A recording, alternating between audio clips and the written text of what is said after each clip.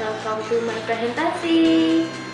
Di sini saya ingin mempresentasikan mengenai analisa kesehatan perbankan dengan metode RGEC. Berikut presentasi dari saya. Menurut Peraturan Bank Indonesia Nomor 610 PBI 2004 tentang tata cara penilaian tingkat kesehatan bank umum menyatakan bahwa tingkat kesehatan bank pada dasarnya dinilai dengan pendekatan kualitatif terhadap berbagai faktor yang mempengaruhi kondisi dan perkembangan bank seperti faktor permodalan, aktiva produktif, faktor manajemen, faktor portabilitas, faktor likuiditas, dan faktor sensitivitas. Bank Indonesia Nomor 13/1/2011 tentang penilaian tingkat kesehatan bank umum, maka bank diwajibkan untuk melakukan penilaian sendiri atau self-assessment yang mengatur tingkat kesehatan bank dengan menggunakan pendekatan risiko atau risiko based banking rating atau RBBM, baik secara individual maupun konsolidasi. Pengertian tingkat kesehatan bank adalah dari penelitian kualitatif atas berbagai aspek yang berpengaruh terhadap kondisi atau kinerja suatu bank melalui penilaian kuantitatif dan atau penilaian kualitatif terhadap faktor-faktor permodalan, kualitas aset, manajemen, rentabilitas, likuiditas, dan sensitivitas terhadap resiko pasar. Dengan Peraturan Bank Indonesia Nomor 13/1 PBI 2011 dan Surat Edaran Bank Indonesia Nomor 1324 DPNP yang menjadi indikator penilaian tingkat kesehatan bank umum antara lain yang pertama, risk profile. Kredit risk atau risk profile timbul akibat ketidakmampuan debitur membayar kembali atau memenuhi kewajibannya kepada bank. 3 kategori kredit non-produktif menurut Bank Indonesia antara lain kredit kurang bayar diinginkan dan mencatat risiko kredit profile. Kredit risk atau resiko kredit timbul akibat ketidakmampuan debitur membayar kembali atau memenuhi kewajibannya kepada bank. 3 kategori kredit non-produktif menurut Bank Indonesia antara lain kredit kurang lancar dilakukan dan macet. Resiko kredit ditunjukkan dengan besaran non-performing loan atau NPL yang merupakan persentase jumlah kredit bermasalah dengan kriteria kurang lancar, dilakukan, dan macet terhadap total kredit yang diberikan bank. Semakin rendah resiko ini mengindikasikan kemungkinan bank mengalami kerugian rendah dan laba naik atau negatif. Adapun rumus yang digunakan untuk mencari risk profile yaitu NPL sama dengan kredit bermasalah dibagi total kredit. Good Corporate Governance atau GCG. Good Corporate Governance atau GCG mencerminkan bagian manajemen dari KEPS.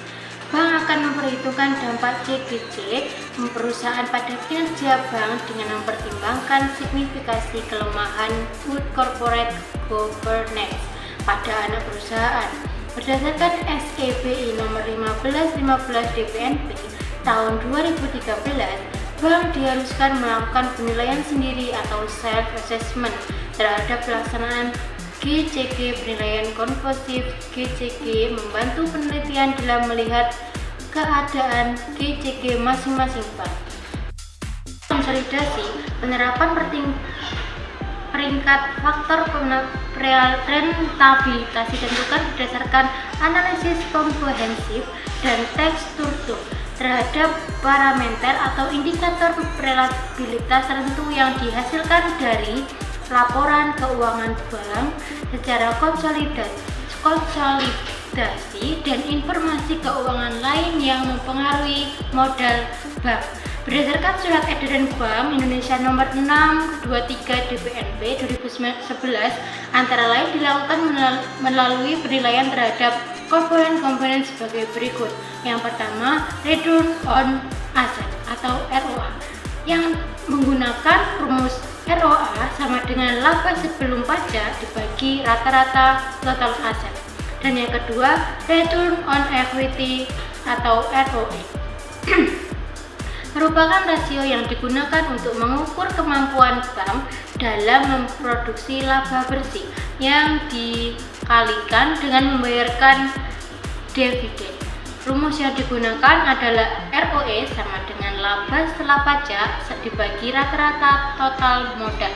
Yang ketiga, rasio biaya operasi atau BOPO sama dengan biaya operasional dibagi pendapatan operasional. Rasio yang digunakan untuk mengukur tingkat efisien dan kemampuan bank dalam melakukan kegiatan operasinya. Semakin kecil rasio, semakin efisien biayanya. Operasional yang dikeluarkan bank yang tidak bersangkutan, sehingga kemungkinan suatu bank dalam kondisi masalah semakin kecil. 4. Net Interest Margin atau NIM. Rasio yang digambarkan tingkat keuntungan laba yang diperoleh bank dibandingkan dengan pendapatan yang diterima dari kegiatan operasionalnya.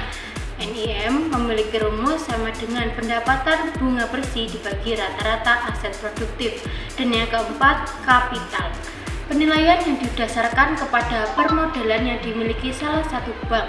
Analisis ini berguna untuk melihat apakah modal sebuah bank telah mencukupi untuk melaksanakan kegiatan bank yang dilakukan secara efisien. Semakin besar modal bank jika dibandingkan dengan dana nasabah yang telah dihimpun, maka tingkat keamanan nasabah akan semakin terjamin. Yang digunakan untuk perhitungan rasio ini yaitu Capital Adequacy Ratio atau CAR, yang merupakan perbandingan total modal dengan total ATMR atau aktiva tertimbang menurut risiko. Perhitungan tersebut bertujuan menilai keamanan dan kesehatan bank dari sisi modal pemilik. Semakin tinggi rasio CAR, maka kinerja bank semakin baik. Adapun rumus yang digunakan CAR sama dengan total modal dibagi total ATMR dikali 100%. Demikian presentasi dari saya. Wassalamualaikum, bye-bye.